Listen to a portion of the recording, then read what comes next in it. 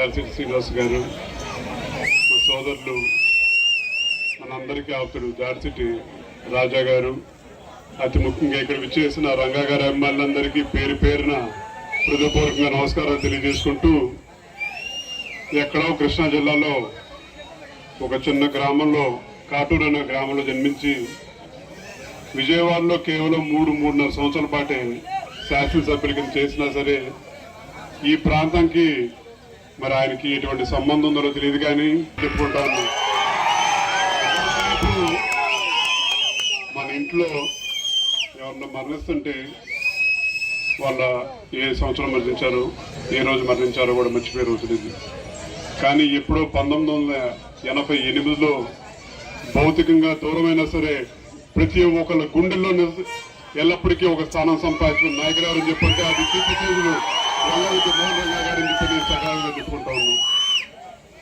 ఎన్నిసార్లు శాసనసభ్యులు చేశారని చెప్పని కాదు, ఎన్ని తరాలు ప్రభావితం చేశారని చెప్పని చేతల్లో చూపించాలని చెప్పని బడుగు బలహీన వర్గాలకి అండగా నిలిచిన ఒక నాయకుడు వంగవీటి రంగా గారు 3-3.5 సంవత్సరాల పాటే శాసనసభ్యుల కింద చేశారు.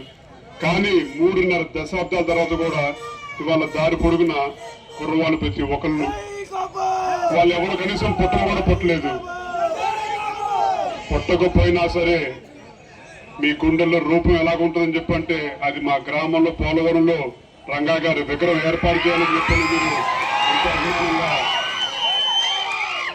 ఈ కార్యక్రమం ఏర్పాటు చేశారు. ఈ విగ్రహం ఏర్పాటు చేసి మీ ఆశీర్వచనం ఎల్లప్పటికీ ఈ వేదిక మీద ఉన్న గణేష్కి ఇది కార్యక్రమం ఉందని చెప్పినాడు. మన జకంపూడి గణేష్కి, మన దారిశెట్టి రాజాకి భవిష్యత్తులో కూడా ఉండాలని చెప్పి కూడా మీ అందరినీ సభాముఖంగా మీ ఆశీర్వచనమే వాళ్ళకి అండ. వాళ్ళు బలంగా ఉంటేనే రేపు మీకు ఏదైనా సరే చేయగలుగుతారని చెప్పని కూడా మీ అందరికీ తెలియదు.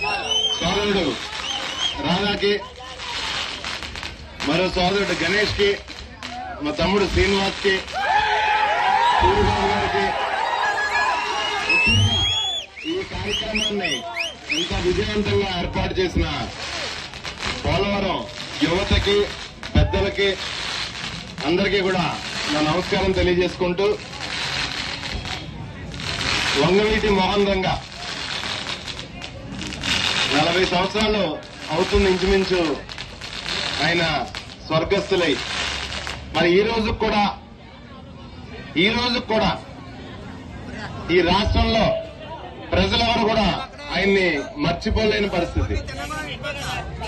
3 సంవత్సరాలు ఎమ్మెల్యేగా అపోజిషన్ పార్టీలో ఎమ్మెల్యేగా చేసి స్వర్గస్థులు అయినారు రంగా గారు. మరి పేద ప్రజల కోసం, బడుగు బలహీన వర్గాల కోసం ఆయన పోరాటం అంతా, లైఫ్ లో ఆయన పోరాటం అంతా కూడా పేద ప్రజల కోసం, బడుగు బలహీన వర్గాల కోసం ఆయన పోరాటం అంతా. అన్యాయానికి గురైన బాధితుల తరపున ఆయన పోరాటం. మరి అలాంటి నాయకుడు 3 సంవత్సరాలు ఎమ్మెల్యేగా అపోజిషన్ లో చేస్తేనే ప్రజలు అంత గుండెల్లో పెట్టుకున్నారు. మరి మనందరి దురదృష్టం ఆయన 40 సంవత్సరాలు చేస్తే ఈ రాష్ట్రంలో ప్రజలు ఎంత అభిమానించేవారో మీరు కొద్దిగా